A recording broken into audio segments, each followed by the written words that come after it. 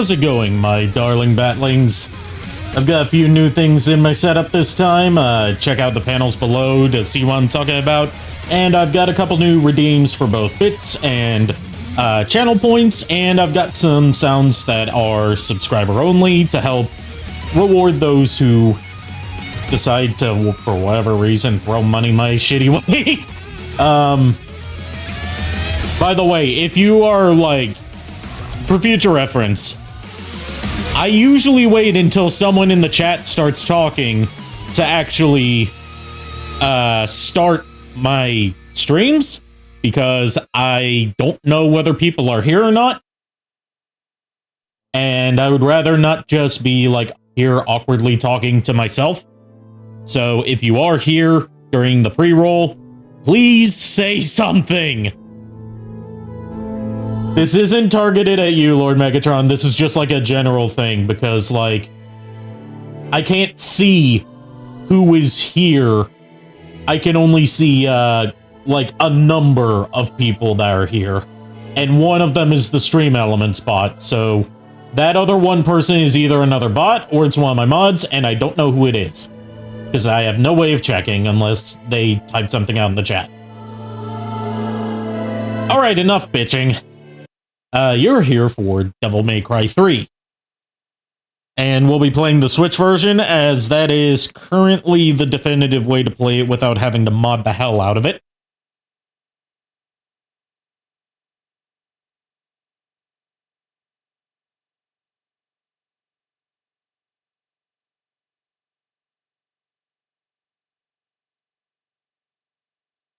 So let's switch over here.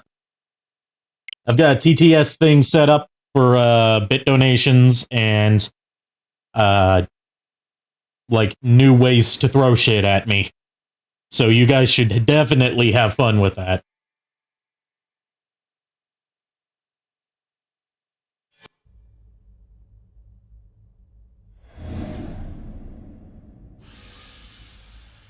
No cyborg voice tonight? I got tired of it. I got tired of hearing that played back to me in clips and stuff. So, the cyborg voice has been retired for the time being. What the hell was that? My father would tell me stories about it. Long ago, in ancient times, a demon rebelled against his own kind for the sake of the human race. With his sword, he shut the portal. This area I'm seated in is so cramped that I just knocked over a thankfully empty cup, and it startled the fuck out of me. I never believed it. I thought it was just a child's fairy tale. But I discovered that this Still not used to having the mic mounted this way. Sparta existed. How do I know? Well, alright, let's skip the intro. Get our options set up.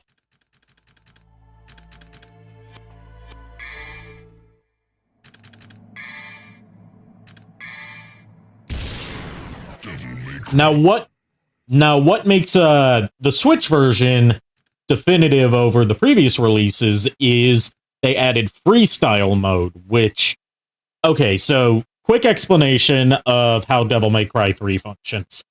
This was the game that introduced Dante's different combat styles, in addition to also having his weapons. He has 4 styles that each give him unique style abilities. In Devil May Cry 3, every previous release, you had to switch between styles either in between missions or at a save point. You couldn't switch on the fly like you could in 4 and 5. You were also limited to only swapping between 2 weapons at a time. You had to go into the menu to manually equip any other weapons. Freestyle allows you to just freely swap between all of Dante's combat styles at the push of a button, and allows you to cycle through every single weapon in the game. It is by far a much more tolerable way to play, because Devil May Cry 3 is the hardest game in the series. you've heard of it, haven't you? The legend of Sparta? When I was young, my father would tell me stories about it. Long ago, in ancient times. Now, I haven't done much research on the development history of this, but His sword, he shut the portal to the to my understanding from the research I've done on Devil May Cry 2, Devil May Cry 3 was pretty much immediately greenlit for production when Devil May Cry 2 was finished, as part of a deal that Hideaki Itsuno made for getting Devil May Cry 2 into a playable state. He knew that Devil May Cry 2 was so fundamentally flawed that there's no way he could technically fix it before release, and he didn't want to be known as the guy who ruined Devil May Cry. So, part of his condition for getting Devil May Cry 2 into a state where it could actually be shipped to stores was that he would get to direct Devil May Cry 3. At the same time, Hideki Kamiya was currently working on projects like Beautiful Joe and Okami over at Clover. This was before he left to form Platinum.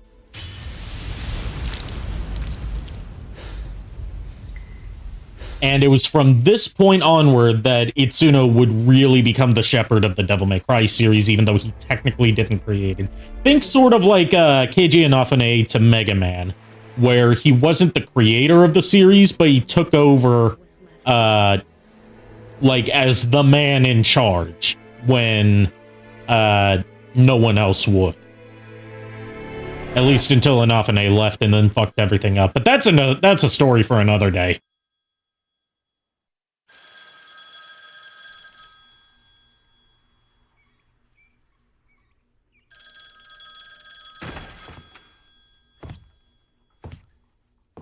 Now, Devil May Cry 3, since Devil May Cry 2 was so negatively received by fans, decided to step backwards and show us Dante's early days before he had even founded the Devil May Cry business. We still don't have any official depiction of his days as Tony Redgrave. Well, actually we do in a manga, but that's it. And that's questionably canon. But this is... game-wise, this is the earliest point in the timeline. You a customer too? This would also be the first time that we got a permanent voice for Dante, Ruben Langdon, who's mostly a stuntman, but he did the voice and motion capture for Dante in this game. And would continue to do so for Devil May Cry 4 and Devil May Cry 5. And voiced him in the Devil May Cry anime, which I really need to give a watch sometime. Sent this invitation for you. Please accept it. This would also be the game that took a character that was very minor in Devil May Cry 1, Virgil, and fleshed him out into a full-fledged character. This game is what established what Virgil would be depicted like in all future Devil May Cry entries, whereas in Devil May Cry 1, he didn't really get a chance to display any personality. This would also start the tradition of Devil May Cry, for some reason, being a place where a lot of former Power Rangers actors show up. But we'll get onto that later. This opening cutscene right here is absolutely brilliant. After Devil May Cry 2 showed like a more quiet, moody, reserved Dante, this cutscene right here establishes this is Dante as you love him, turned up to 11 by the standards of the time. But he's not quite perfected his whole badassery yet, so he's got some goofy moments on top of it.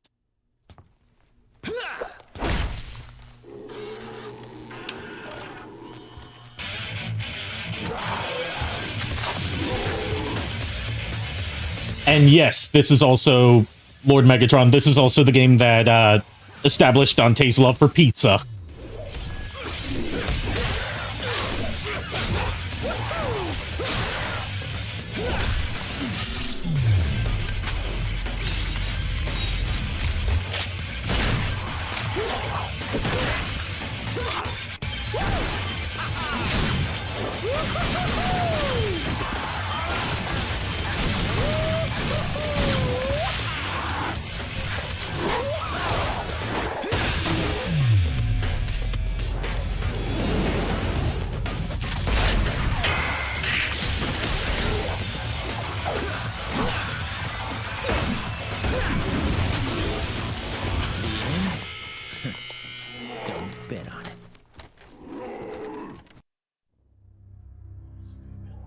All right, mission 1, a crazy party.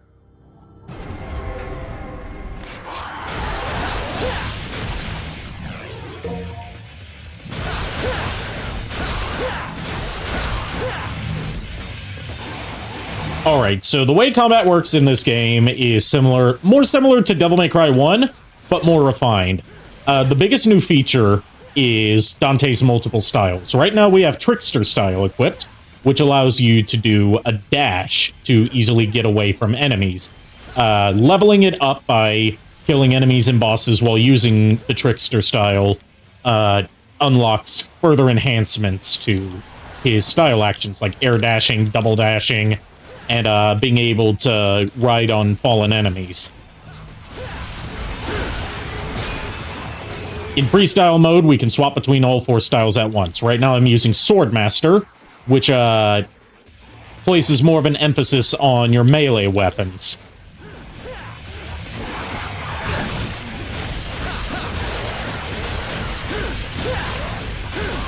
The style meter in this game is also reworked from Devil May Cry 1 and 2, and this is how it would be depicted in all entries to come. It has a cooldown period that is lessened by performing different styles of combos rather than just spamming the same thing over and over again. And also it goes down massively when you take a hit.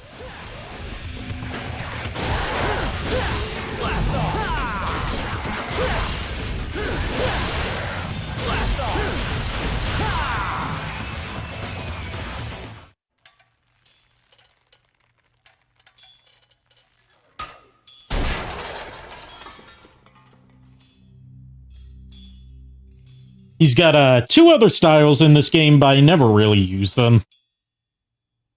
They are Gunslinger, which gives you additional abilities for all the gun weapons in the game, and Royal Guard, which gives you the ability to block attacks and counter them if you have the right timing. I don't have the right timing, so I never use it. I usually stick with either Trickster or Swordmaster.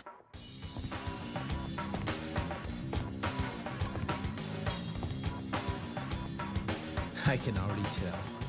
Looks like this is gonna be one hell of a party! Yeah, how dare those demons ruin a perfectly good pizza.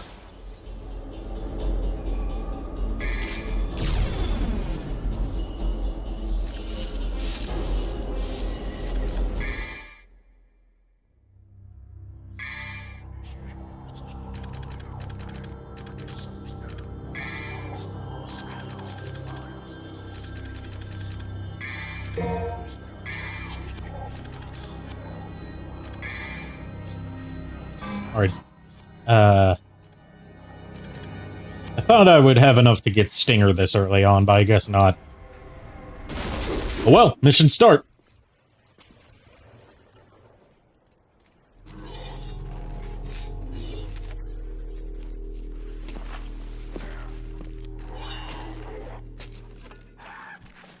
Damn it!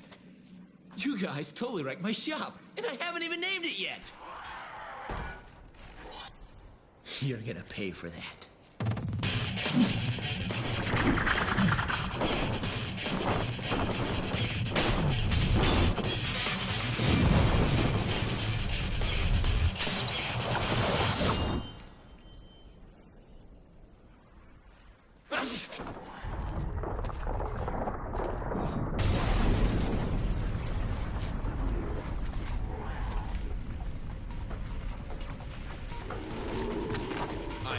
You all have enough to cover all this.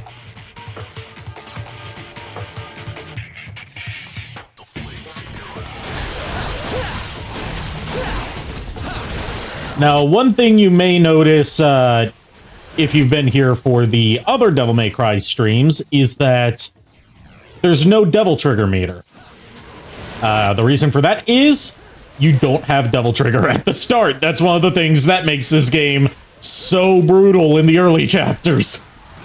You don't unlock the Devil Trigger until like halfway through the game, because it's story related this time instead of just being a default ability.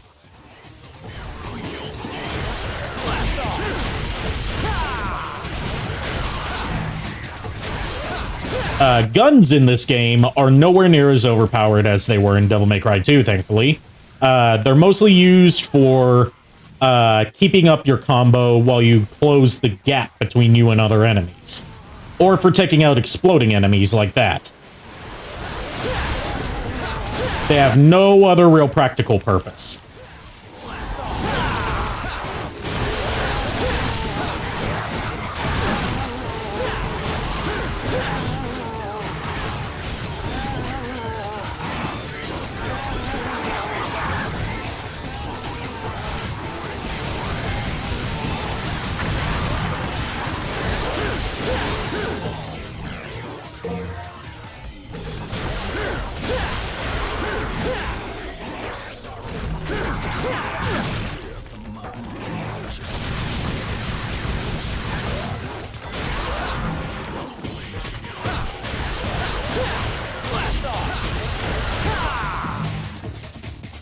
Alright, here's our first boss, and he's a recurring mini-boss later on. Don't know his name, I just know him as, like, this Grim Reaper dude.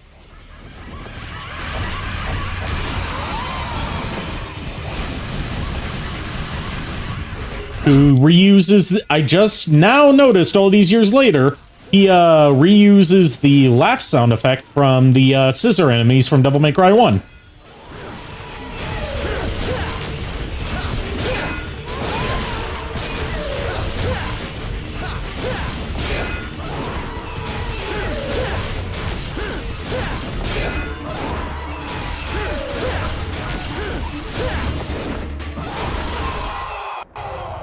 Alright, and here comes our main setting for the game.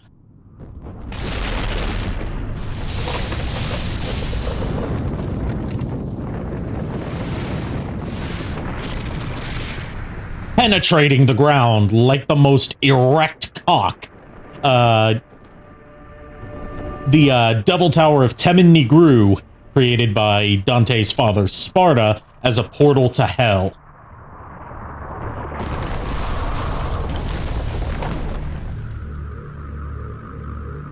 And right here at the top of it is our boy.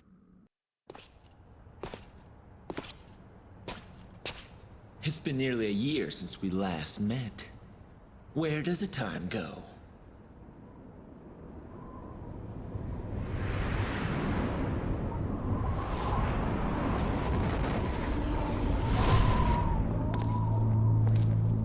There he is, Virgil in all his PS2 glory.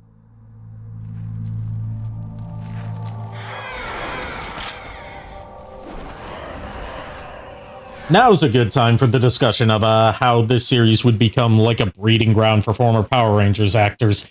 Virgil, in the mainline Devil May Cry series, not counting the reboot, is voiced and motion captured by Daniel Southworth. Now, longtime Power Rangers viewers will know him as the Quantum Ranger from Power Rangers Time Force, and that becomes very apparent as soon as you hear him speak.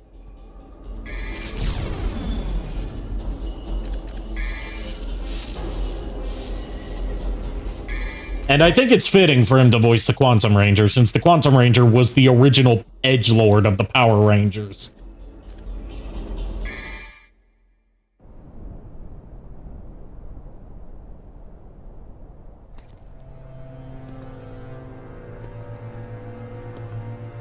Arkham, well, doesn't it? By the way, Lord Megatron, you're going to like the Batman character references in this game. We have our co-antagonist Arkham, and we have a recurring character named Jester, who's clearly based on the Joker. And the demon world. Isn't it a magnificent view? And it's not just a coincidence. Arkham is confirmed to have been named after Arkham Asylum. Constructed this glorious edifice. Now, after 2 millenniums of confinement, it can at last fulfill the purpose for which it was intended. That's none of my concern. Did he have it? Of course, he's taking good care of it. After all, it is the only memento left from the mother you both lost. But he has no idea of its true power.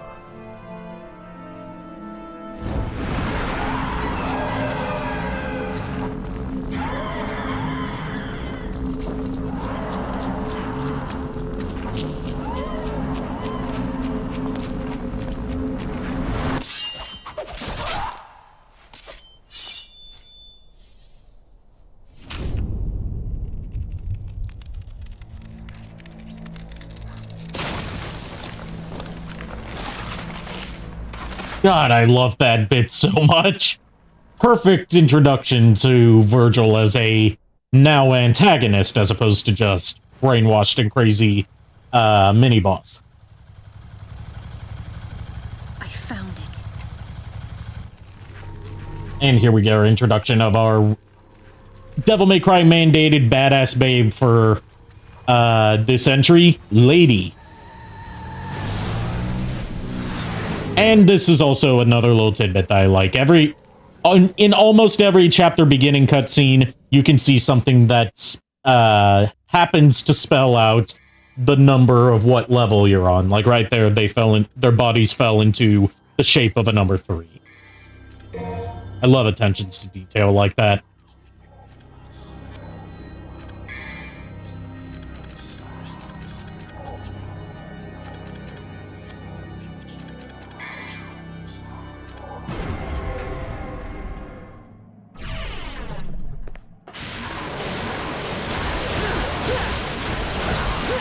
Now, Devil May Cry 3 does easily allow you to grind for red orbs by revisiting old areas to respawn enemies. And you can even find a few secret enemy encounters if you know where to look. This is thankfully handled much better than Devil May Cry 1 and 2, where enemies would respawn if you so much as walked away a few feet.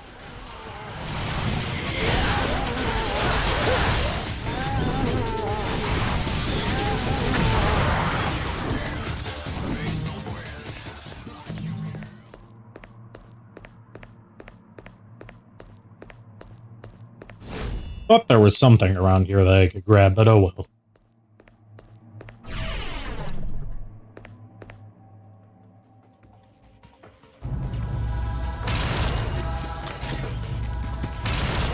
I love the enemy designs in this game. You have a lot of what are basically like model swaps that indicate progressive difficulty of the encounter, but each enemy is also clearly distinguishable just from a silhouette. So you can tell once they're introduced, even if they're at a distance, you can tell what kind of enemy it is and how you should handle them.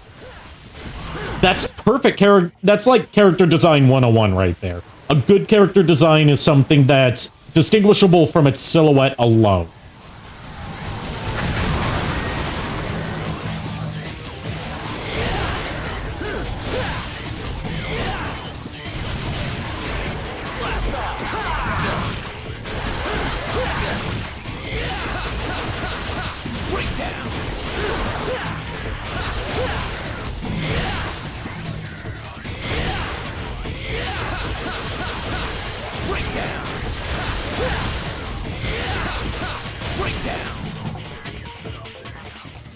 This is also one more little detail that I'm going to talk about for right now, is that this is the game that introduced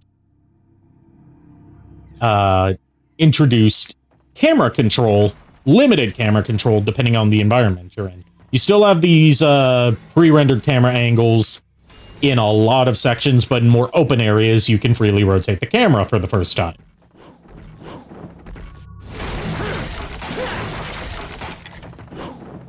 You're also encouraged a lot more to go around smashing stuff, because as previous games would allow you to destroy parts of the environment, but only specific parts had red orbs or green orbs in them. In this game, everything has at least something. Even if it's just a single red orb. This is also the game that finally established that red barriers are barriers that denote you need to defeat every enemy in the area to proceed, while blue barriers are the ones that indicate you need to solve a puzzle to proceed.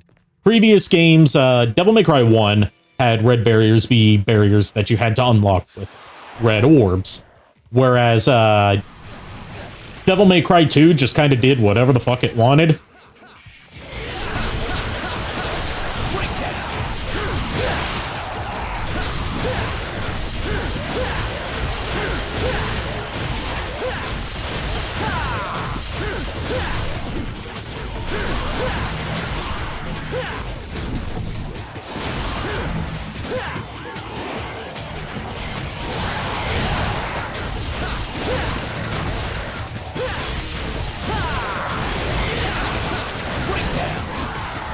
It's also a lot easier to pull off different kinds of combos here, because they're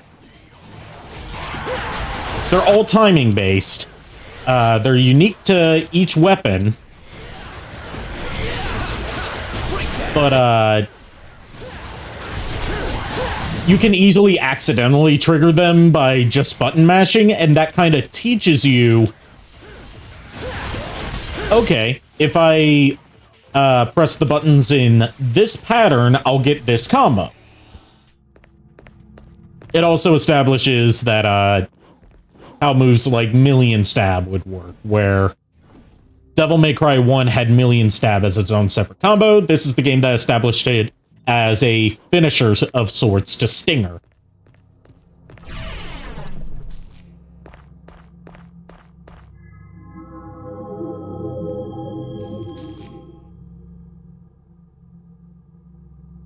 Look at that thick, towering shaft.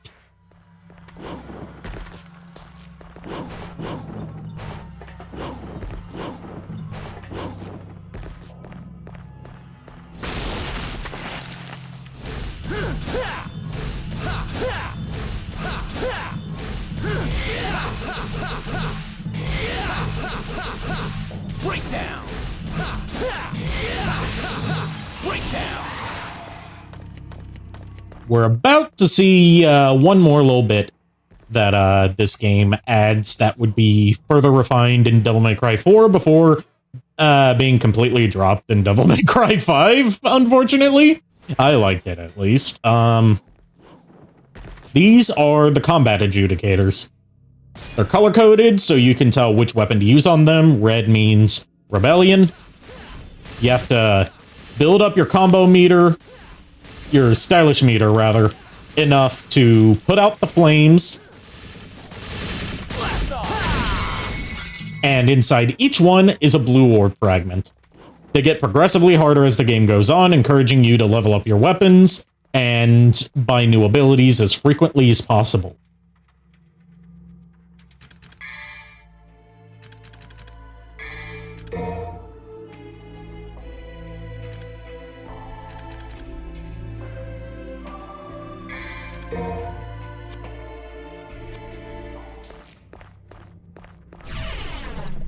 And here we are with our first proper boss, the Cerberus.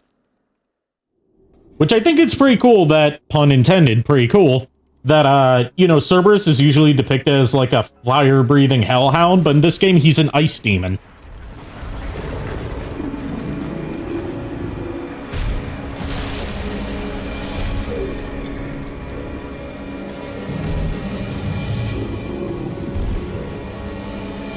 And yes, this brings back the pre-boss fight dialogue cutscenes that were sorely missing from Devil May Cry 2. Leave now, mortal. The likes of you are forbidden in this land. You are powerless, but not worthy to set foot here. Wow. I've never seen a talking mud before. You know, any dog show... Cerberus right here is why I consider the wake-up call boss. If you can beat Cerberus, you can beat anything this game throws at you. If you keep fucking up at Cerberus, you need to get better. How about I take you out for a walk? Come on, puppy. Let's go. You will regret this, you worm. It's showtime. Come on.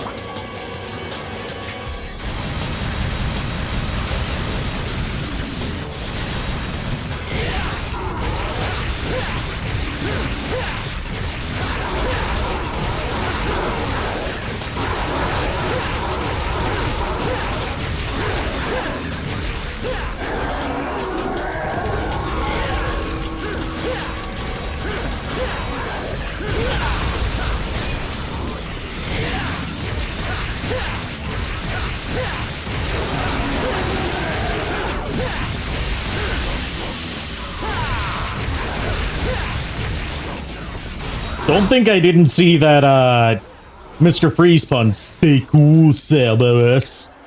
That was more French than Arnie, but whatever.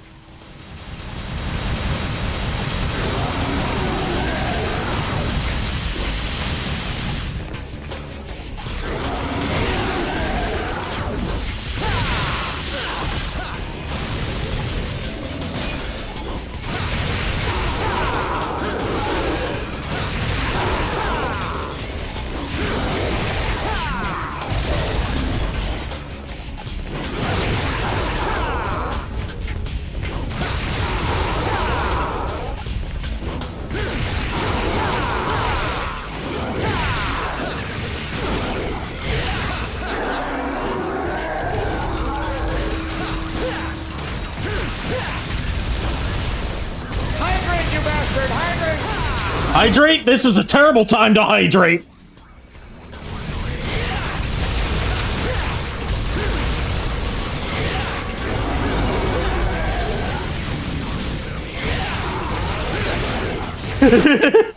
It's okay.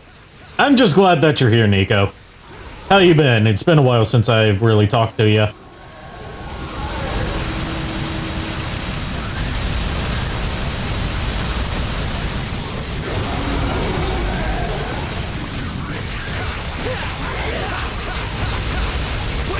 By the way, in case any of my regulars missed my little ramble at the beginning, if you're ever here during the pre-stream and I haven't started yet, it's because I'm kind of waiting for anyone to show up because I can't see like a concrete viewer list on Twitch. So just like say like, hi, I'm here in the stream chat when you're waiting for the stream to start, and that'll cue me to know, hey, people are here waiting for me. So I know it's not just like the stream element spot. Chiba, hi. You're hurty. Why you hurty? Who hurt Chiba? Who do I need to hurt? There we go. That was cutting it a bit close. Who knows? I'm not even sure myself. Regardless, you have proved your strength. I acknowledge your ability. Oh, that. Yeah, say no more. You have my blessing. Alright, this is another thing that Devil May Cry 3 establishes that would become a fixture of the rest of the series, which is, you get devil arms by defeating bosses, as opposed to just finding them lying around. I feel like this works better as a mechanic than, just like, hey, you found the sword lying in this random place. So, for example, right here, for defeating Cerberus, you get the Cerberus nunchucks.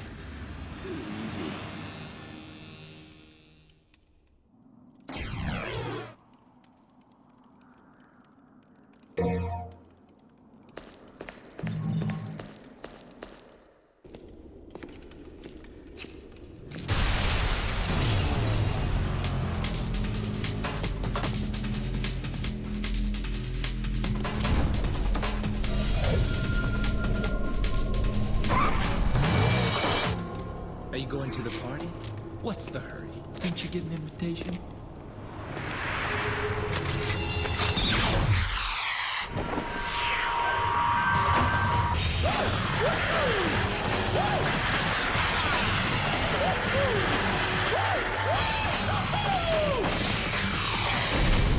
What an absolute Chad.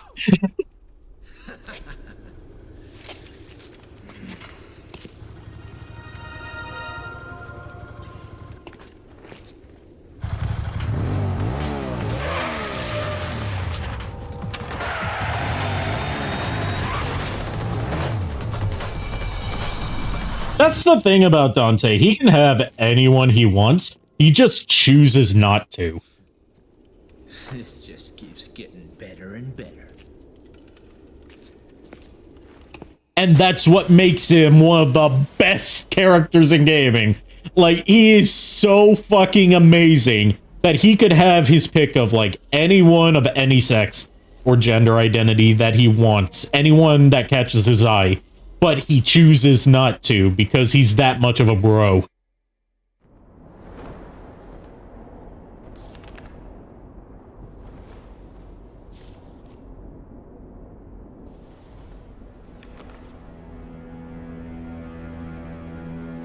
Looks like we have an uninvited guest.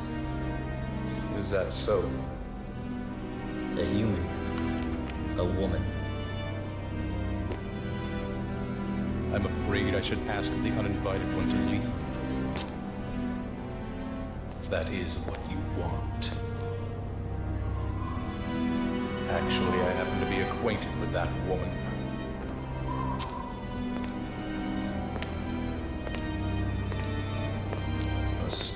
is approaching. Fun fact, out of all the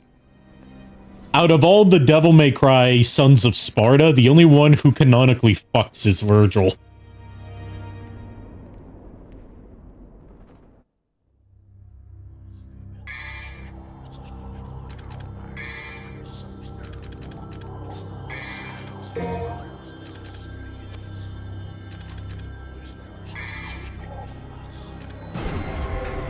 Sussy secret, but you're into twins? That's not really all that surprising. Like, a lot of people are into twins.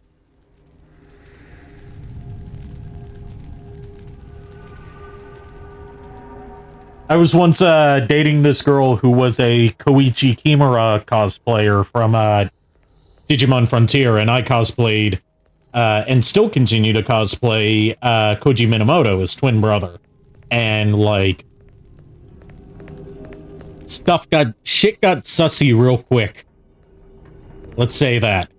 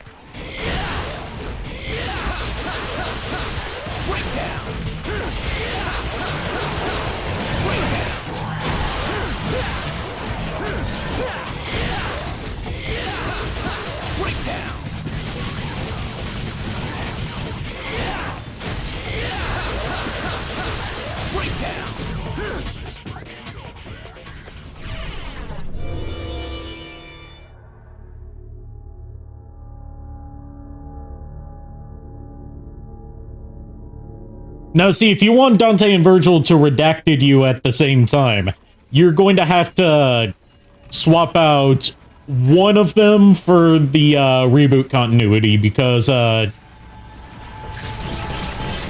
main continuity Dante, as we know, is completely celibate. He just acts like someone who's not celibate.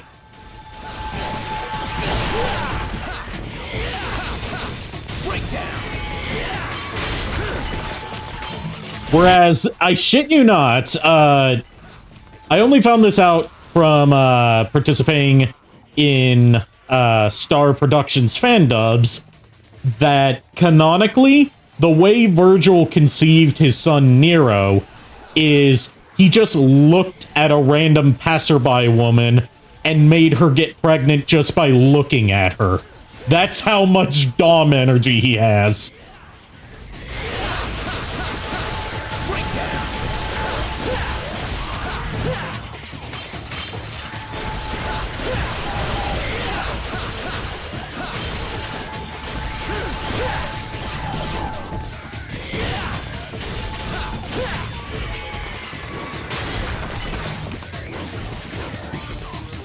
He's so hot, he gets you pregnant just by looking at you.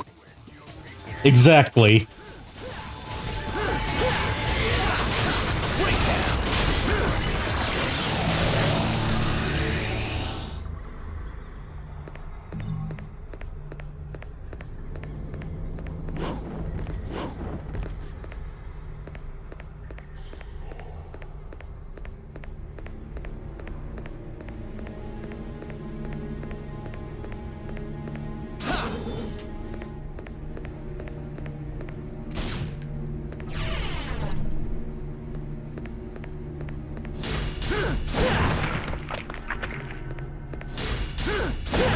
By the way, all the people who are joining just now, I've got some new bit redeems and channel point redeem stuff down in the panels below and in the chat. More options for throwing stuff at me. So feel free to experiment with those. And I've also made it so if you're a subscriber, certain... Oh, you guys are already doing it. Oh, that was a shorter bustin' than I wanted. That was too short of a bustin'. I'll have to change that up next time. But, yes, those are two of the things I've done.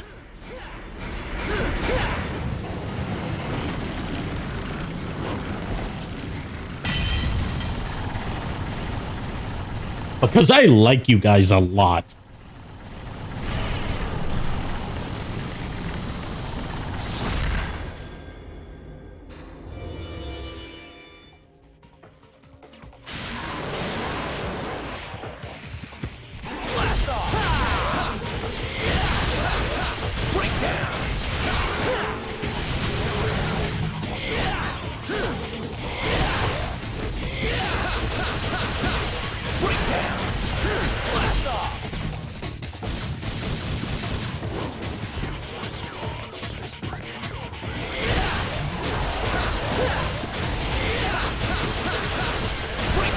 Stretch, one sec.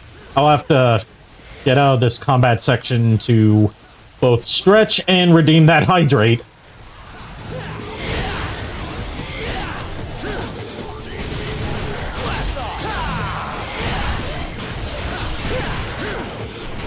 By the way, Sheba, what'd you think of those, Shy Lily and Melody clips that I sent you last night?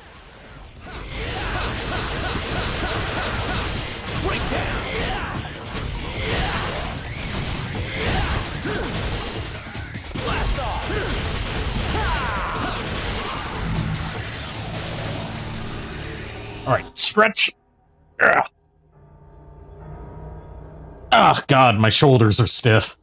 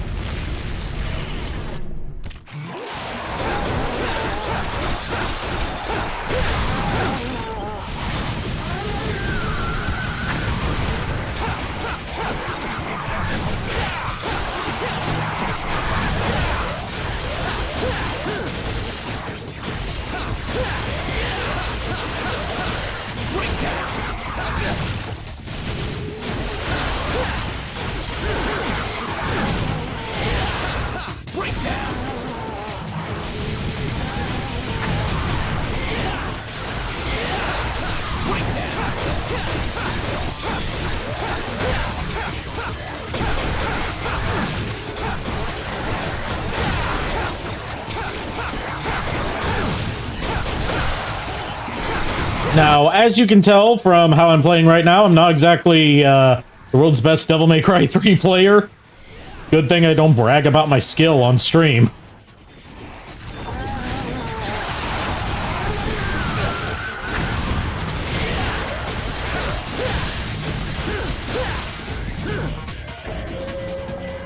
Skeleton Warriors vibes from these enemies? I've never seen Skeleton Warriors, so I couldn't tell you if that's accurate or not.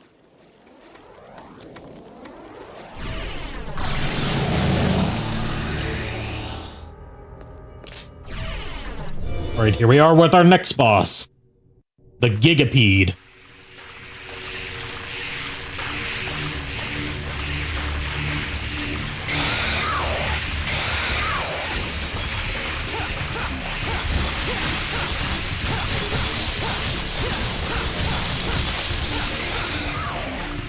Gigapede's not too challenging. It's more so just a game of, trying to stay on top of him. Ooh,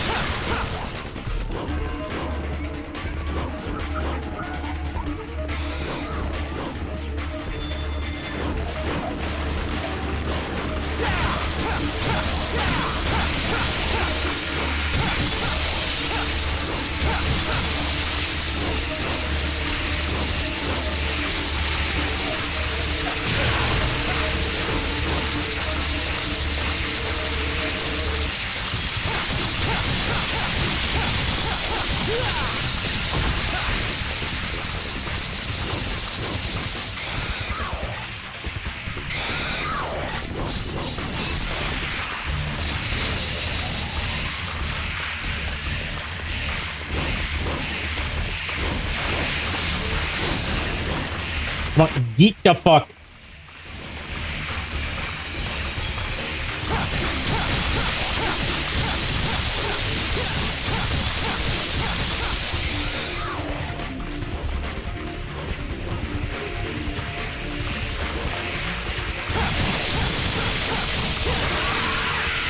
Alright, Gigapede defeated. We don't get any Devil Arm from a Gigapede, unfortunately. I mean, what kind of weapon would you get from a giant centipede?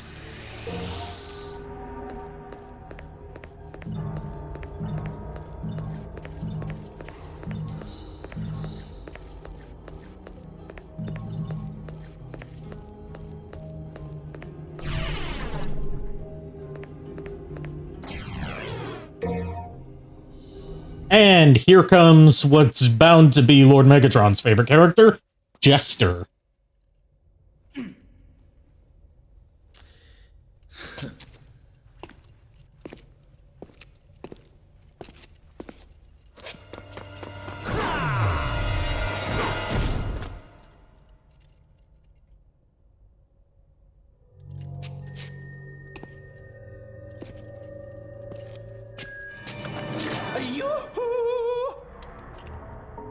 There's no need to use violence, devil boy.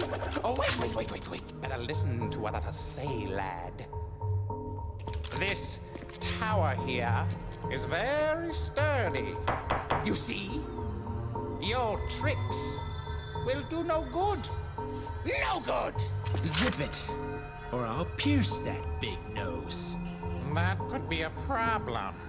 Just hear me out. You've got nothing to lose, right? My name is Jester, and I know a thing or two about this place. That thing there is a power generator for this entire sector. In order to open the door, you need to apply a little something to it first. Do you know what that is, kid? Or is that too difficult for you? Get to the point, or do you want to keep on dancing?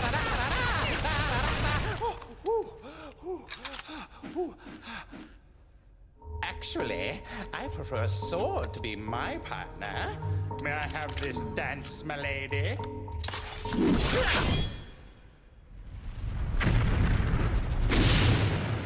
Bingo! That is what the something is. Remember that, kid. Write it down on your hand if you don't trust your head.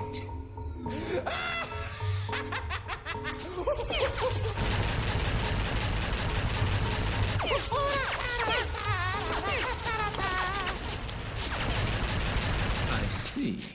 Thanks. You still piss me off, though.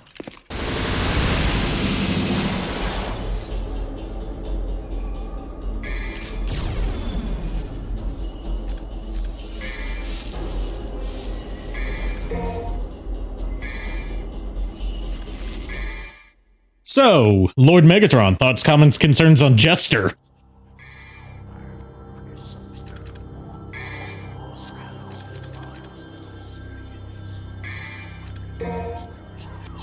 You know, apart from that cursed thing that, Shiba was about to say.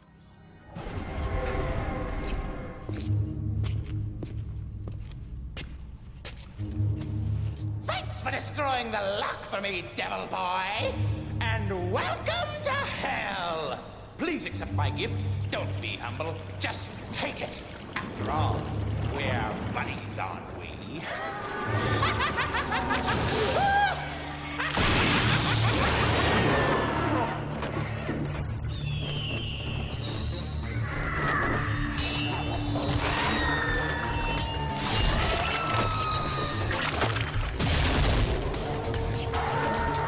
Well, isn't that special? To be honest, I was expecting something a little better than this.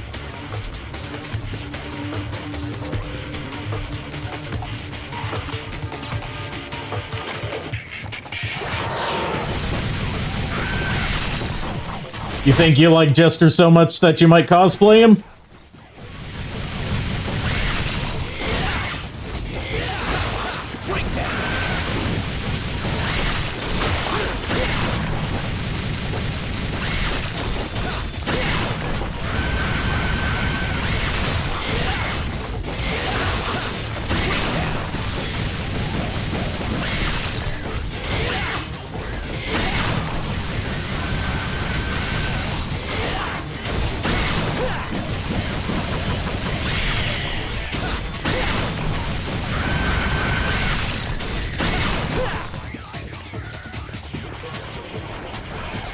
So basically the same thing with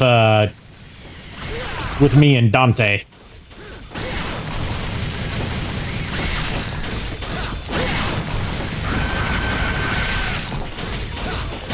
DMC for Dante, to be specific.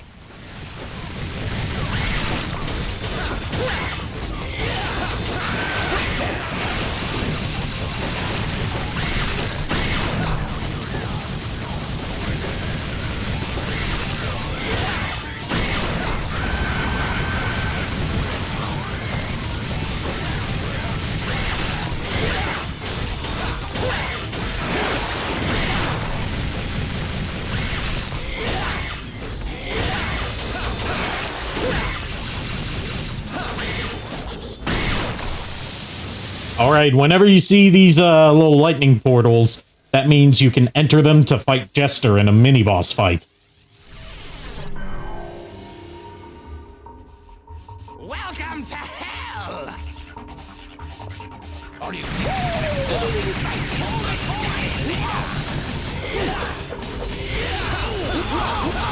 breakdown? Well done, everybody. Well done. Joker's gonna make your butt welcome to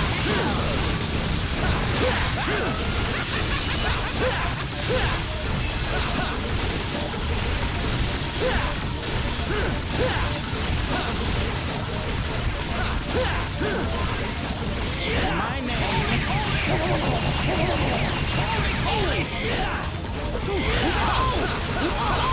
Breakdown.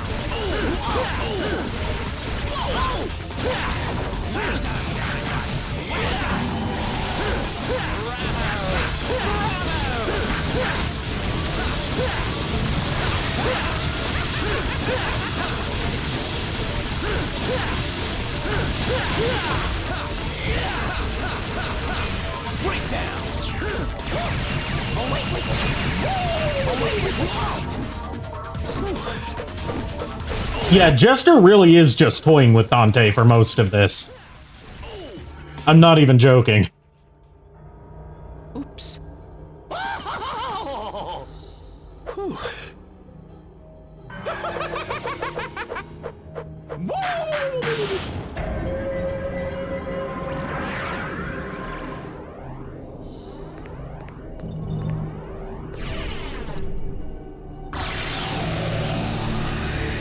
So, I was on Twitter today, and I saw, like, a little weird discourse going on. Apparently, a bunch of... I'm gonna try and say this as nicely as I can.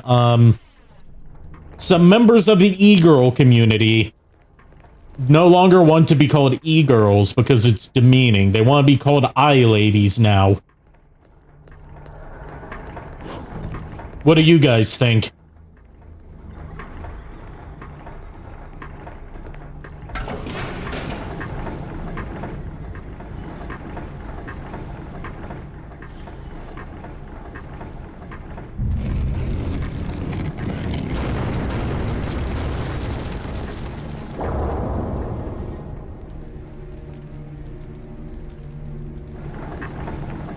I lay these nuts on your face.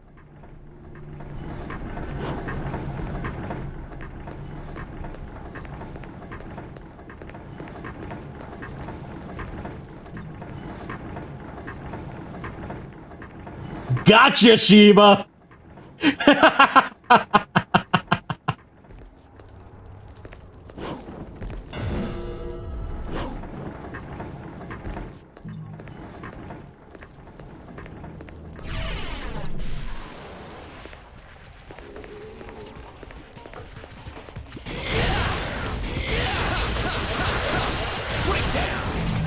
You know, I used to date someone who was a total e-girl who took offense at being called an e-girl because she said it was too objectifying. And I'm like, in hindsight, I'm like, you literally objectified yourself.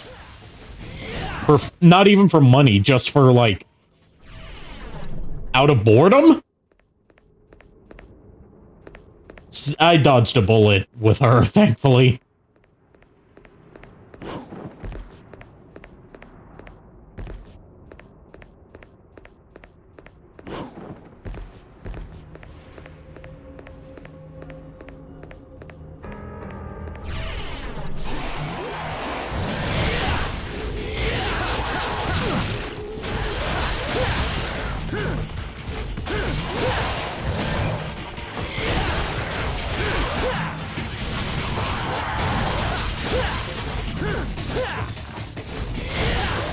Oh, I could say someone on Twitch that applies to, but that would get me banned because, Twitch mods, like, vehemently defend her against any and all slander. Even if it's not slander, it's just facts.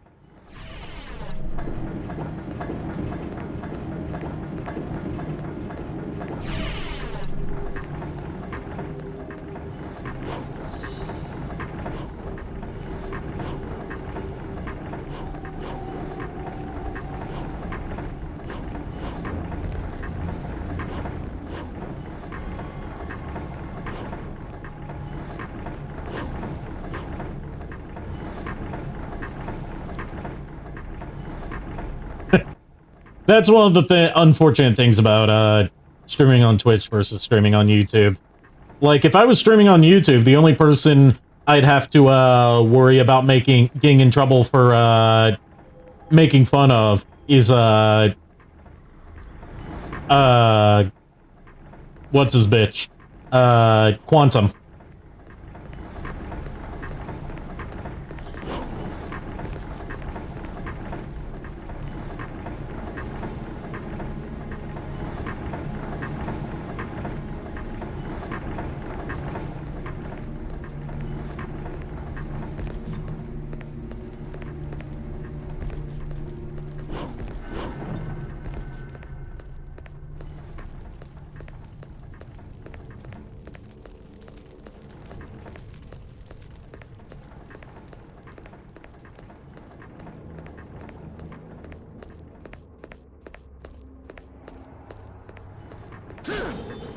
Where am I even going? I've forgotten.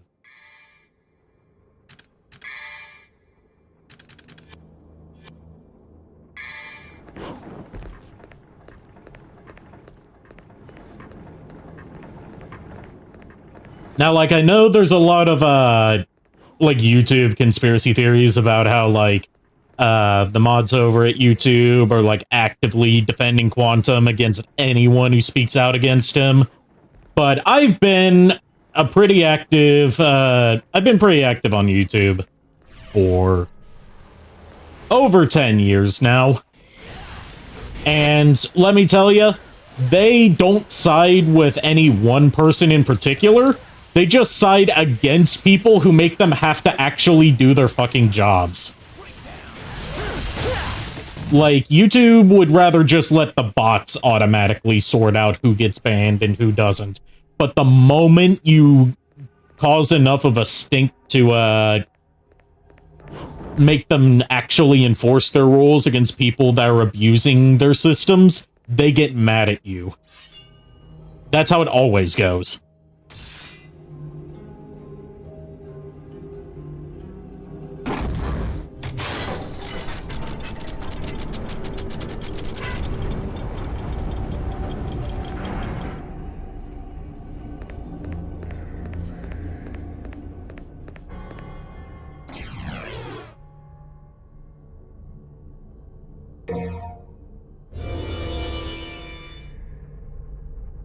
I thankfully haven't had to deal with any false flagging, but I have dealt with,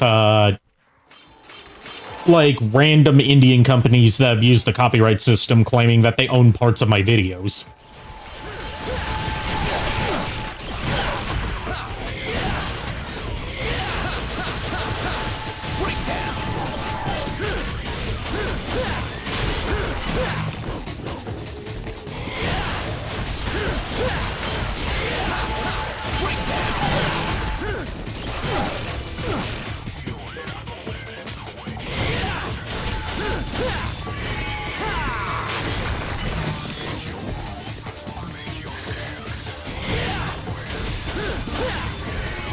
Like, random companies so obscure that a Google search brings up absolutely nothing on them. And, they'll, like, copyright claim parts of my video that I know for a fact they don't own anything in. Like, back before I was a streamer, when I used to do, commentaries on, like, old, public domain stuff, or, like, just weird stuff in general, I did a riff on one episode of Bible Man, and that got copyright claimed by some random Bollywood publishing company. I'm like, I know for a fact you guys don't own Bible Man or anything that was in the Bible Man video.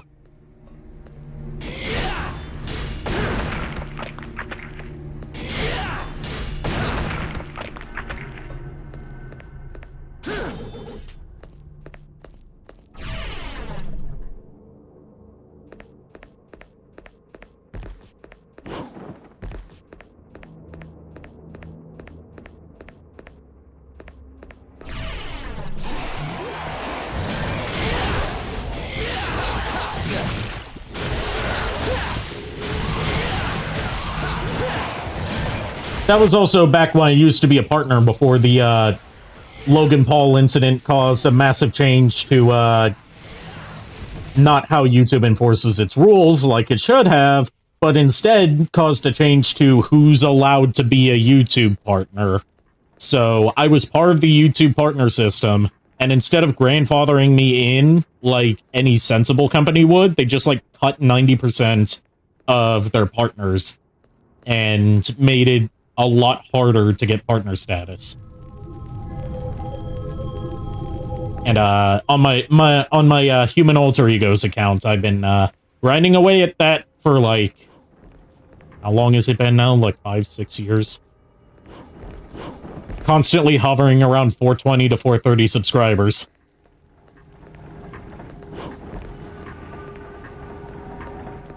At this point, I've like given up on being able to make any sort of income off of YouTube. I'm just doing it for fun now. Because at this point, if the algorithm hasn't picked up a single one of my videos that I put a lot of hard work and effort into, and a lot of time into, then it's not going to pick up anything.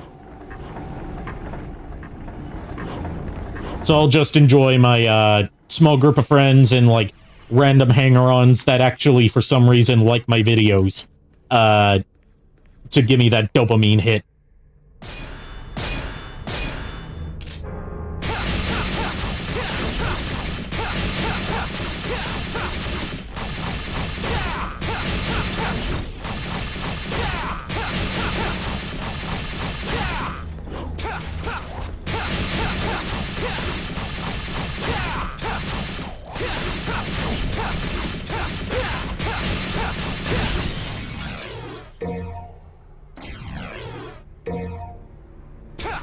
There we go. There's that blue orb I've been working towards.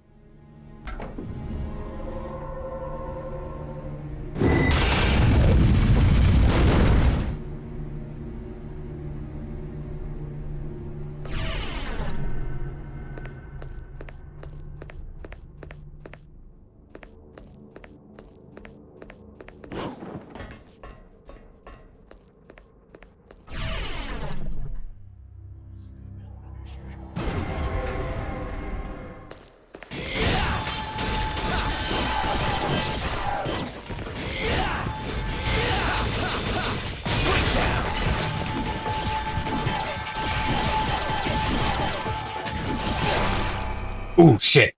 Secret missions are brutal in this game. That's why I usually don't attempt them aside from like a small handful.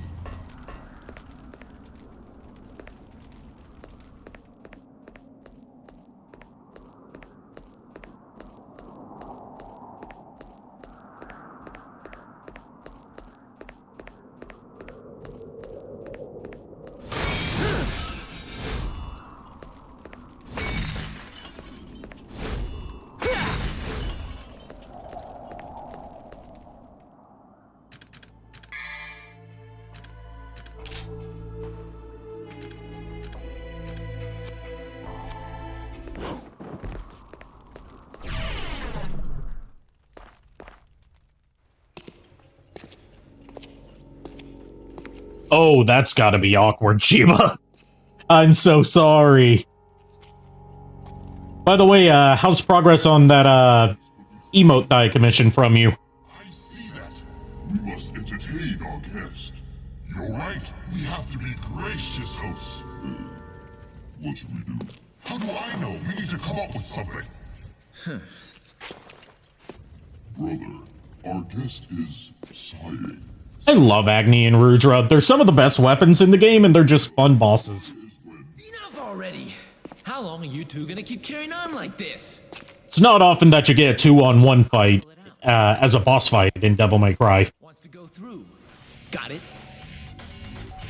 Our job here is to guard this door. That's right. We can't let you pass. There's no rush. I was just curious, because I haven't really talked to you in a while outside of streams.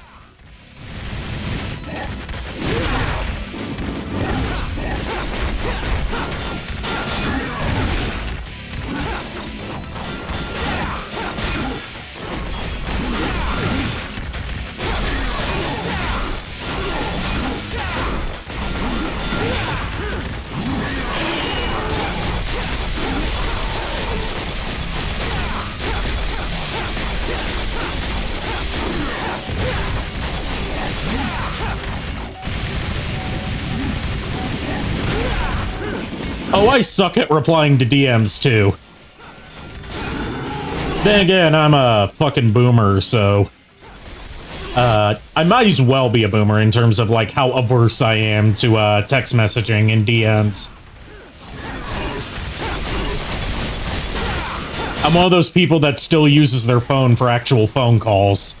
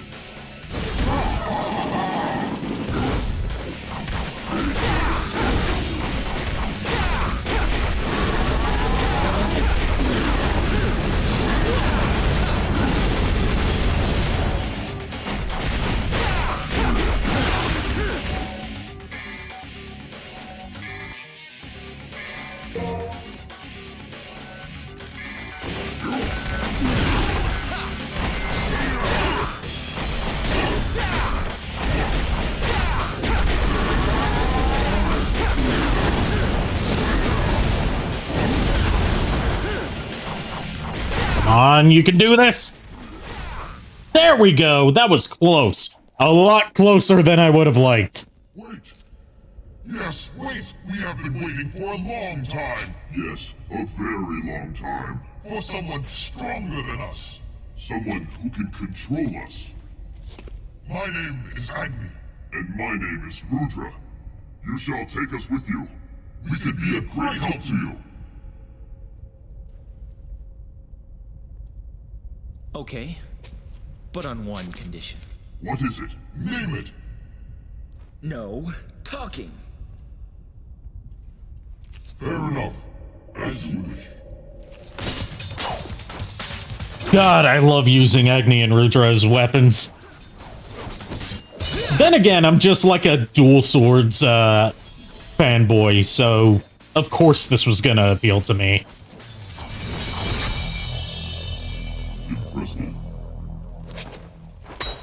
No talking. And from this point onward, they never speak again, unfortunately.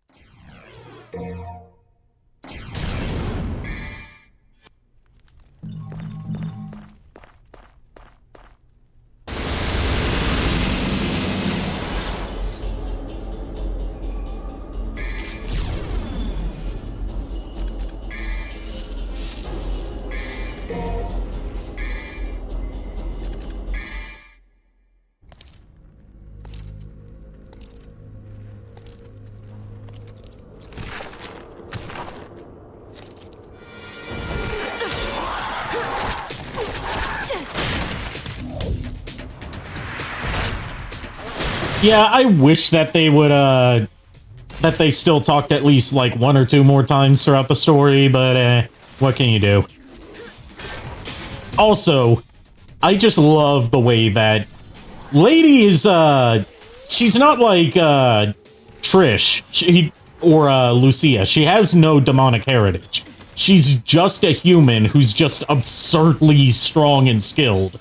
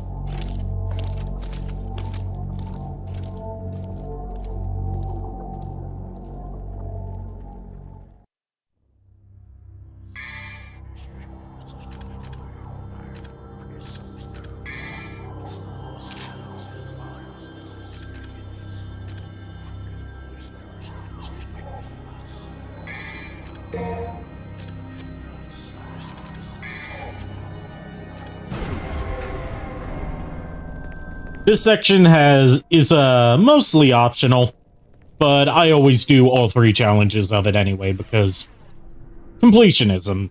I've never gotten 100% in this game before, but I like to at least get all the weapons.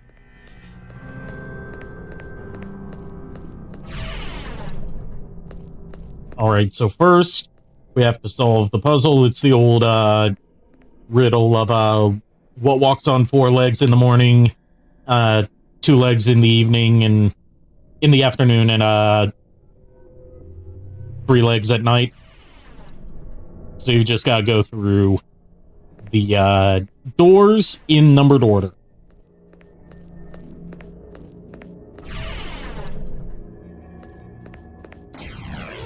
Easy.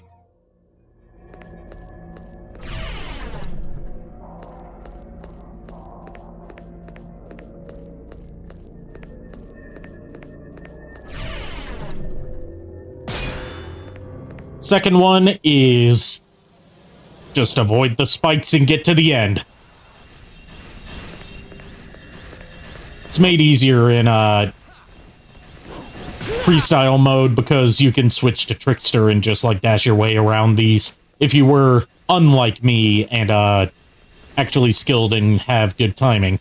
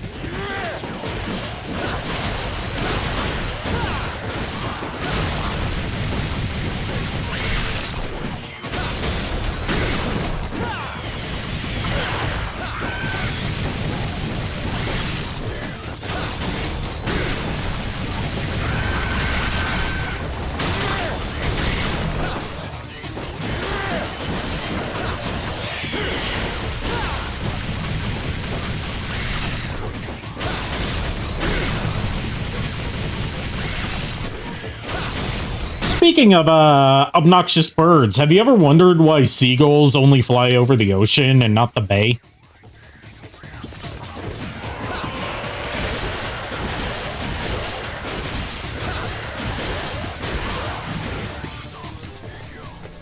It's because if they flew over the bay, they'd be bagels.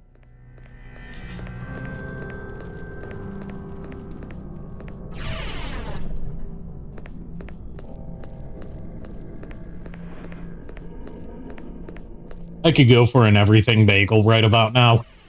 I haven't had one in a while. Alright, now this one is a combat challenge. You've got to light the spinny wheels in order to actually damage the enemies.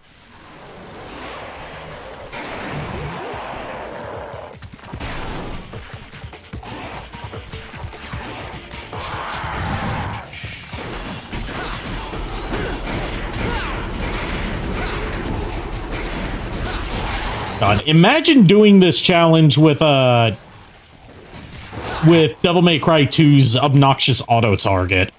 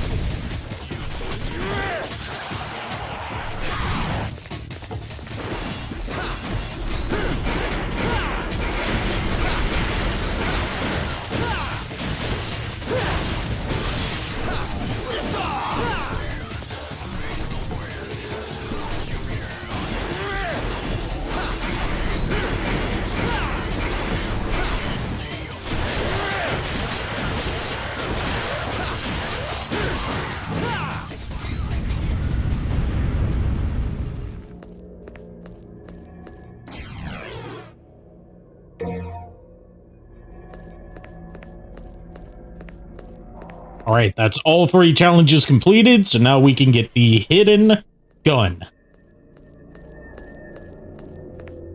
Which I will promptly proceed to never use.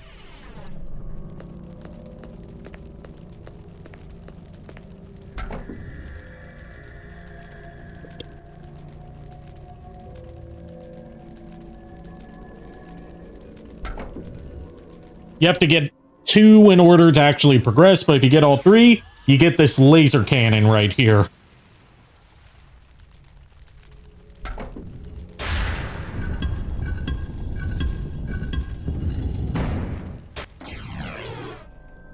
Artemis, a gun of the demon world that discharges arrows concentrated with demon energy. So in other words, laser cannon.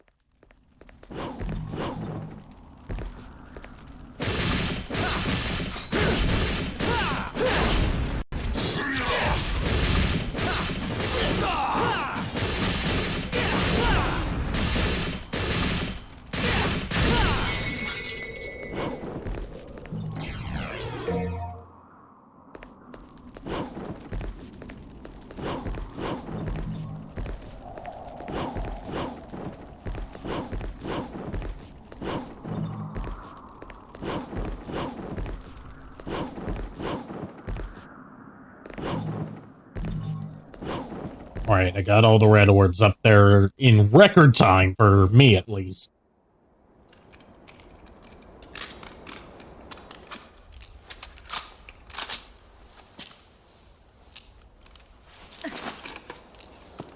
Well, well. You've grown stronger. Go to hell. You point a gun at me?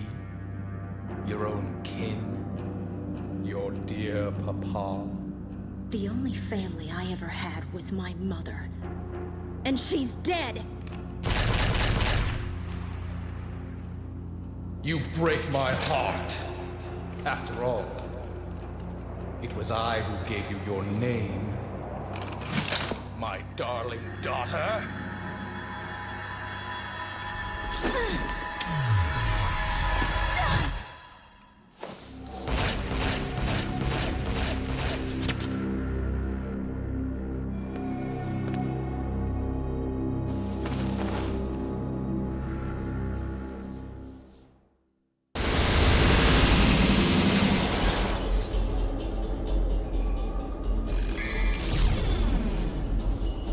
So, characters in Devil May Cry who canonically fuck. Sparta, of course. Virgil. Agnes. And that guy. Arkham. But not Dante or Nero.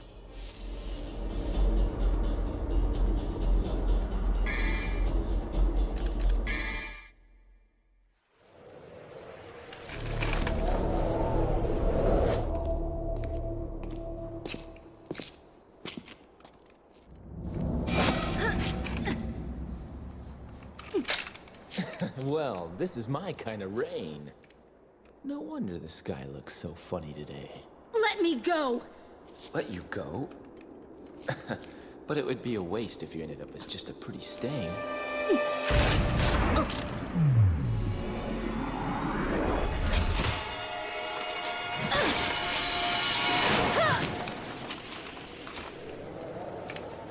What the hell was that for? Here I am trying to help you, and you show your thanks by shooting me?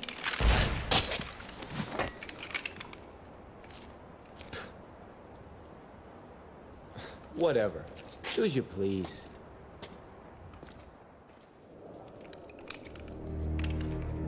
So he's a demon too. I'm beginning to think I've got rotten luck with women.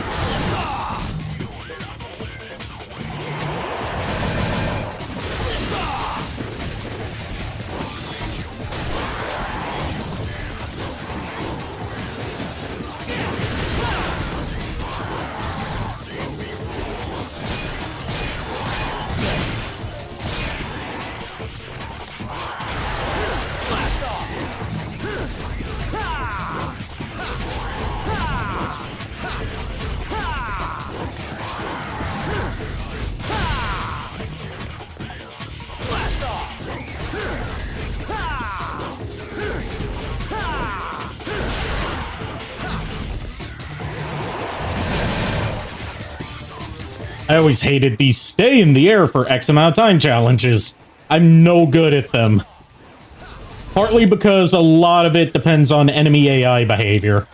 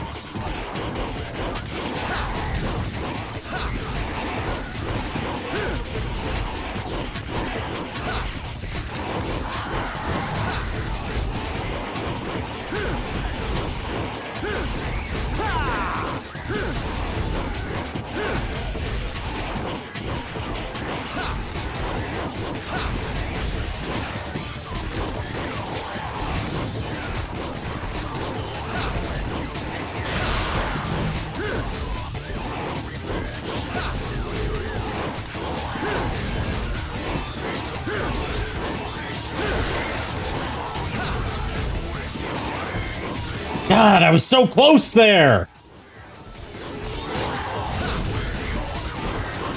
Come on, jump!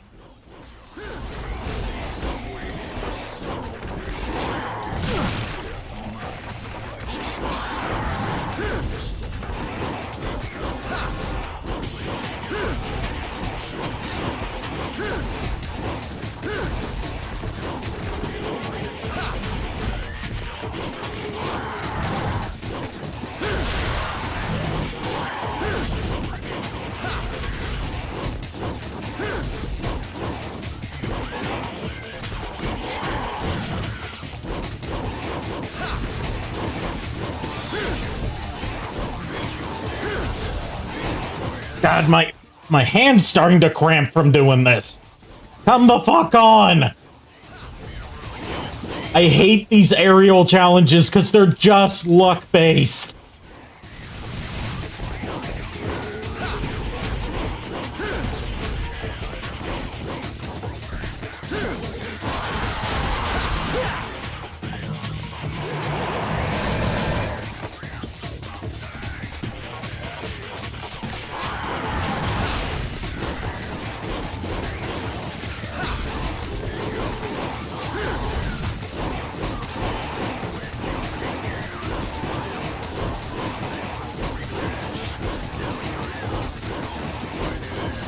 Come on. God damn it.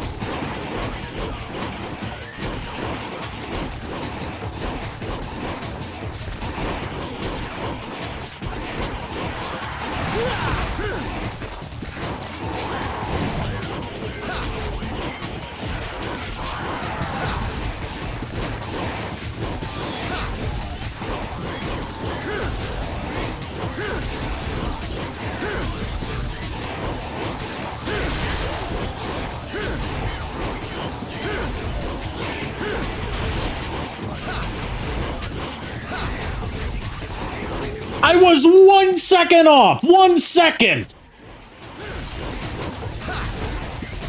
That is bullshit! And yeah, I hate getting frustrated on stream, but like, holy shit, this is so bad! These challenges keep showing up in games from this point onward, and they're always bad. They're always luck-based. It's all about if the enemy AI decides to give you a chance to jump off of them.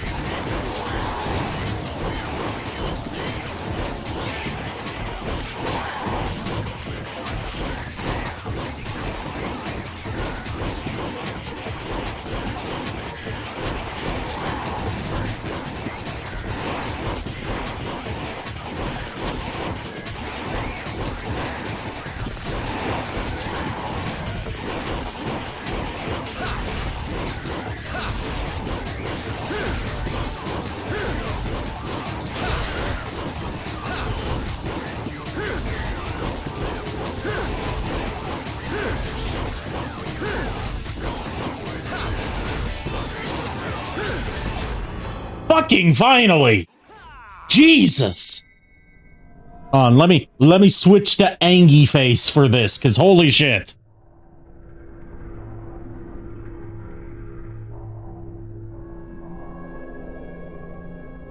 Angie. Very Angie. Happy face. God, my hand hurts after doing that.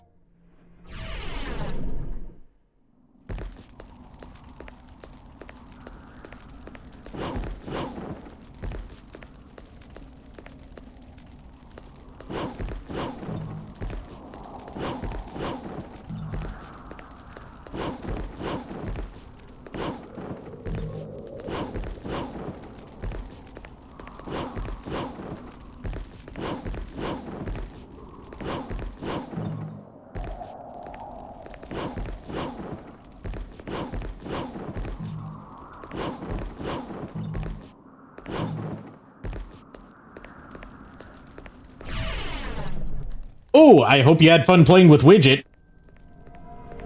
How's Widget doing? How's the baby girl doing?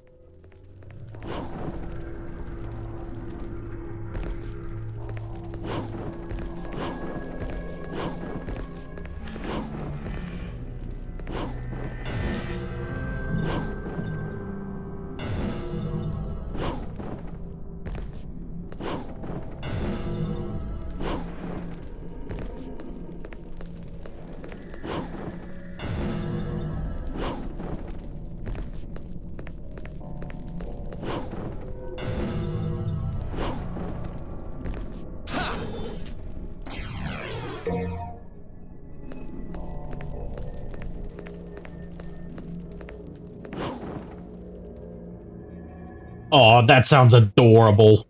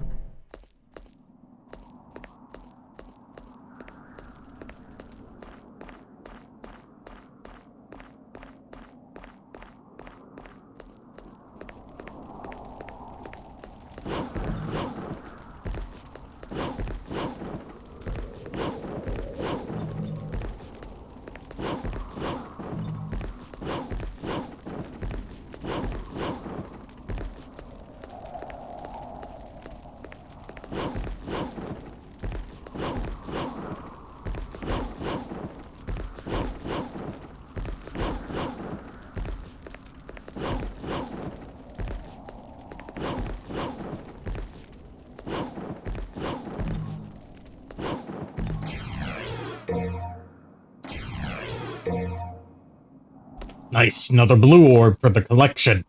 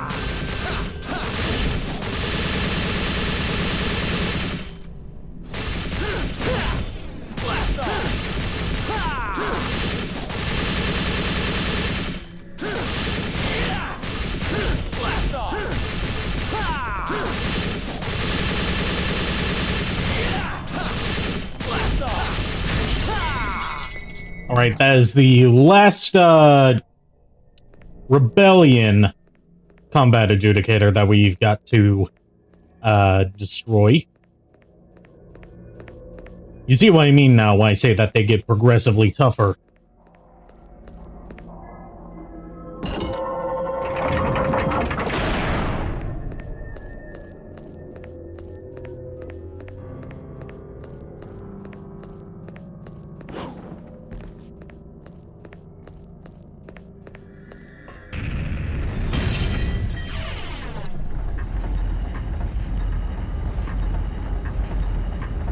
You know, I know that later Devil May Cry games decided to go in a more linear direction in terms of level progression, but I feel like Devil May Cry 3 is really satisfying to play through because you're most of the game you're in one location the whole time, and you're just gradually unlocking more and more parts of it. It's sort of like a more linear Metroidvania, you could say.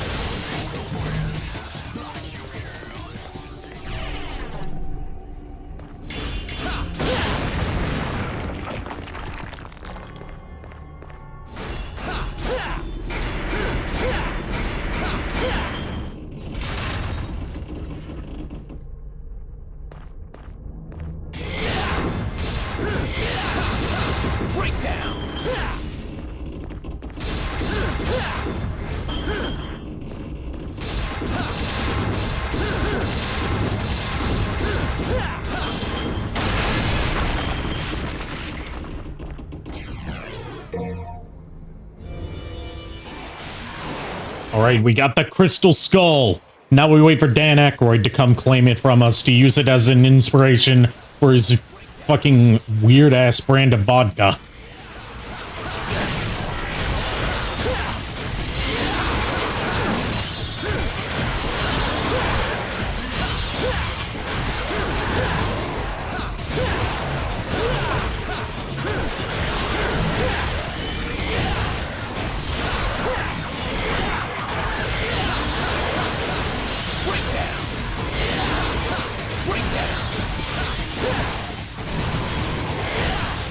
Oh, you haven't heard of Dan Aykroyd's Crystal Skull vodka?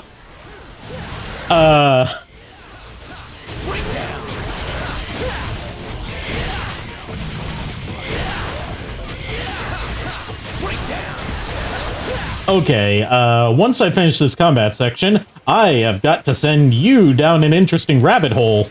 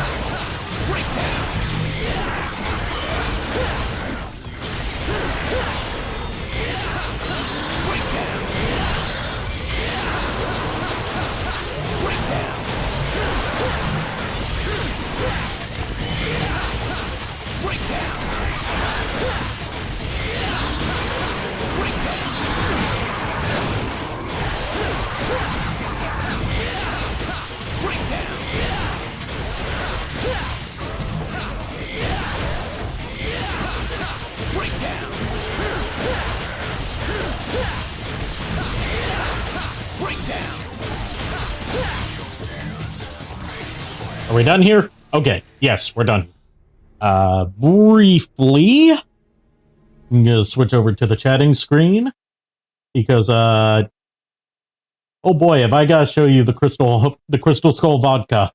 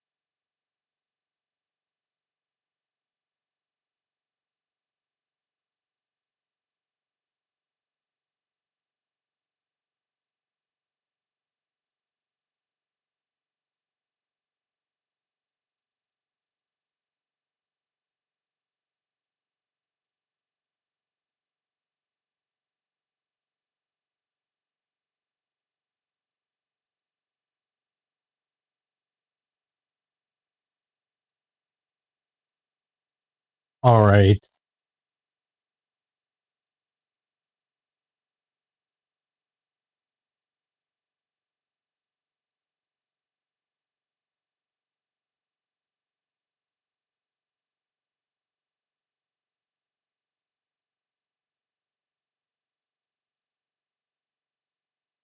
Here we go.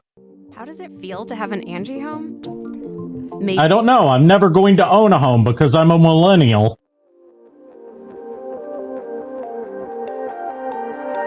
Greetings, I'm Dan Aykroyd. Welcome to Crystal Head University, sponsored by the Pennsylvania Liquor Control Board and Crystal Head Vodka. You know the product. We've been having great success with it.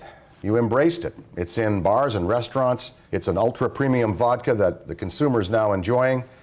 You get it. You see what's going on here. We have a lovely... This shit is $50 a bottle. Reaction, WRY. We're going to hold a little education session here about the product. What we produce is a pure spirit, a clean spirit. With that, we have won the San Francisco World Spirits Competition, the double gold medal. 200 white spirits, 30 judges sitting there at tables trying all of the white spirits in a blind taste. We rose right to the top with a unanimous vote. So what you get with Crystal Head is you get the quality of the beverage, which is quadruple distilled and filtered through charcoal and then filtered again through Herkimer diamonds. Herkimer diamonds are semi-precious crystals. They bubble up to the top of the ground in 2 places on the planet, anomalously. These beautiful semi-precious crystals, we get the white ones, the satin white ones, and we put them in a cone and we pour our vodka through there. And it produces a beautiful satiny finish that you can enhance if you freeze your head. Why is Crystal Head the bartender's friend? Well, we filter our vodka through fucking diamonds so we can charge more for it. 1958, Long Island Railroad, Don Draper, Madison Avenue, classic bar car martini. Do I want citrus in there?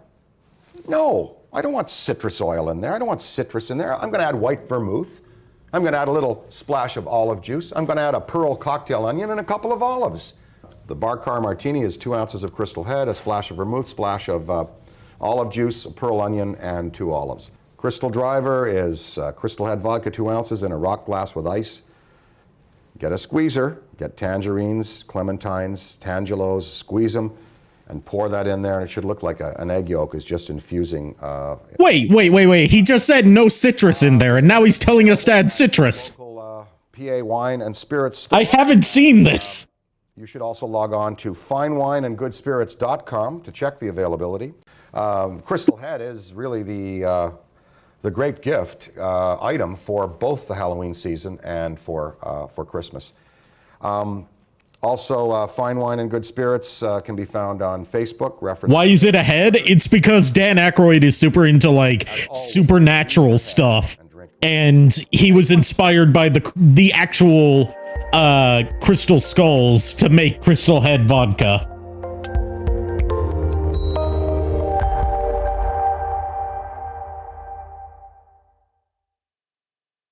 Why doesn't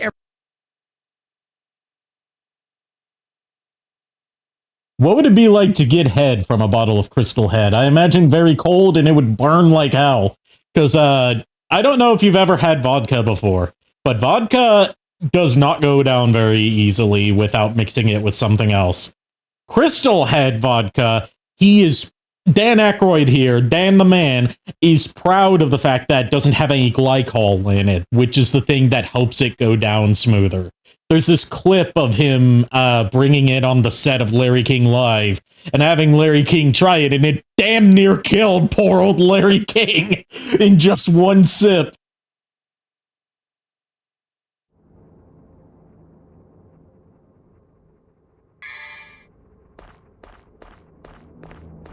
Like, I can't imagine how much it must burn your throat to drink that shit. It's $50 a bottle.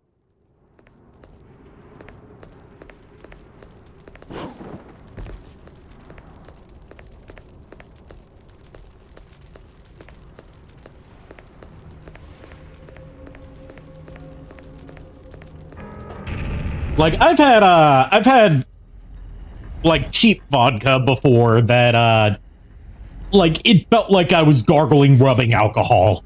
That's how much it burned.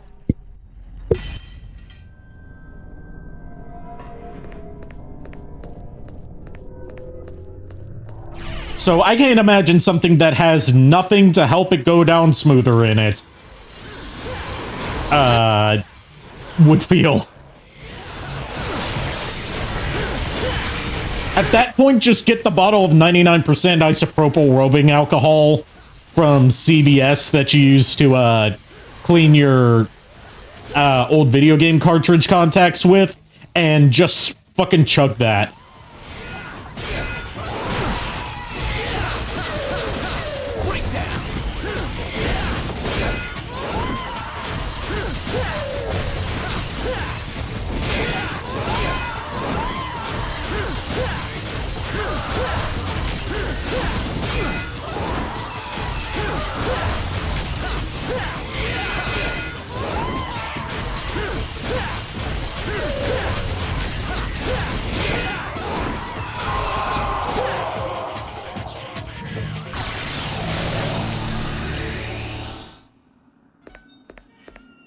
And, like, the whole thing about being filtered through Herkimer diamonds. Like, I know nothing about precious stones. But I feel like that's and I know nothing about the production of vodka. But I feel like that doesn't really add anything to the taste.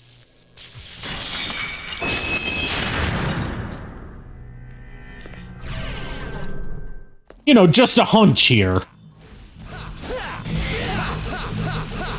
Break down. Blast off.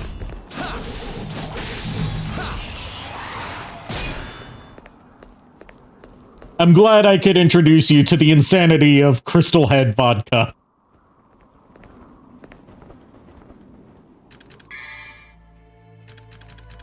Dan Aykroyd is a madman.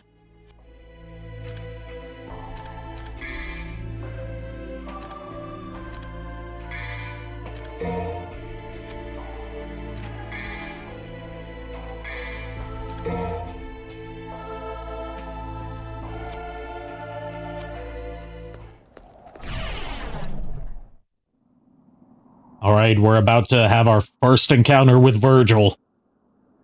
Brother versus brother. Twins for the win.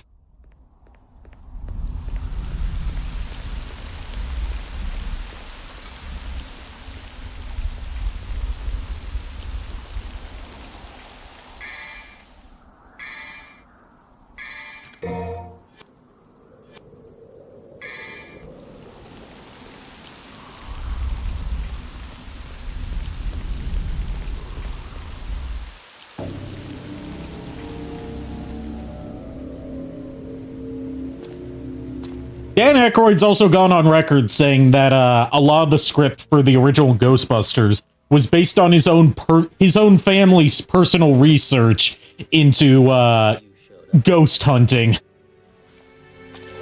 So I'm like, did Dan Aykroyd think he was making a documentary when he made Ghostbusters 1 and 2 or something? No drinks. And the only babe just left.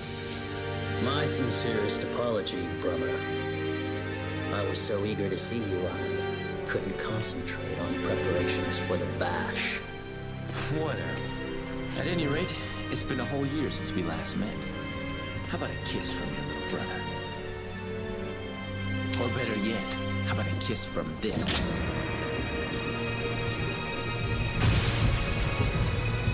So, this is what they call a heartwarming family reunion, eh? You got that right.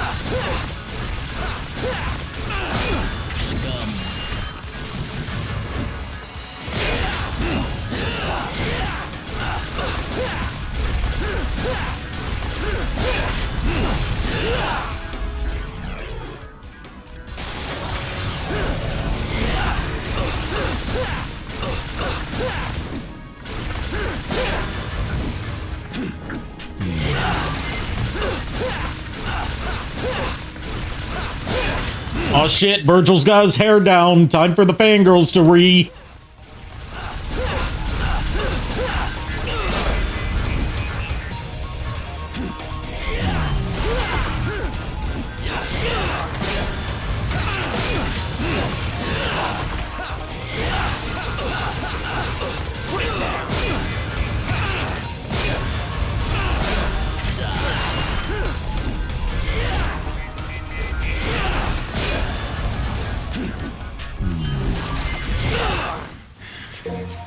Oh yeah, I just thrusted him hard with my long and shiny blade.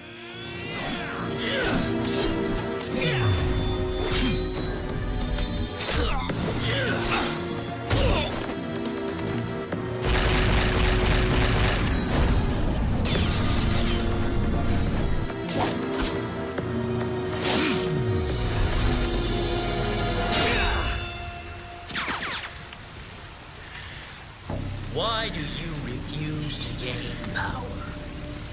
The power of our father, Sparta. Father? I don't have a father. I just don't like you, that's all.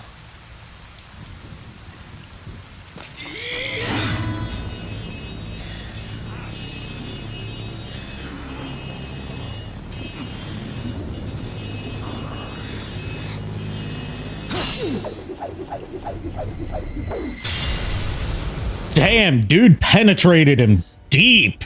Foolishness, Dante. Foolishness.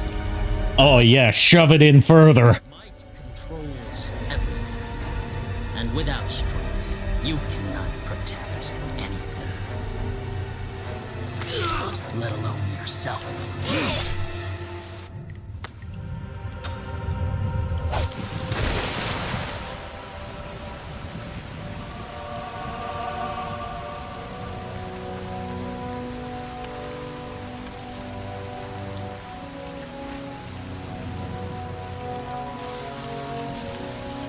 Man, if only styling your hair was that simple. Virgil's just that badass.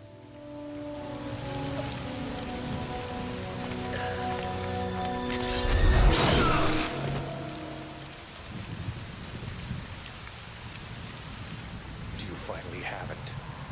Yes. Now the spell Sparta cast will be broken.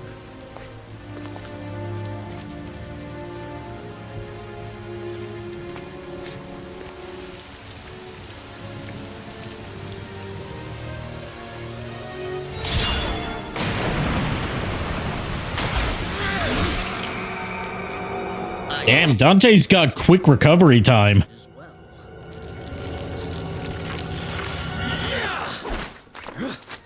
Wait. Already ready to go for round 2. The moment we have all that we need.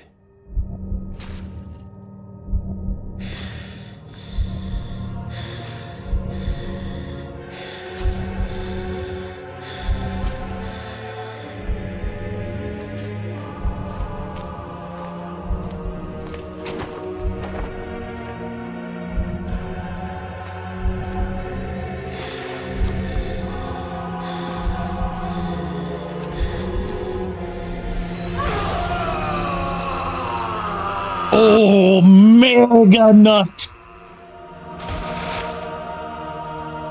Nutted so hard it fucking made him pass out.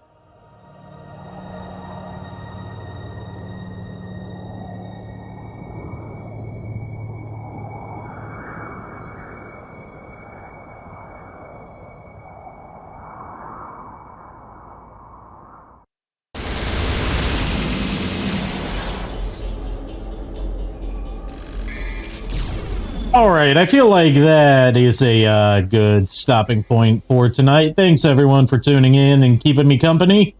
And I'll see you tomorrow night with Metal Gear Solid. As usual, unpleasant dreams.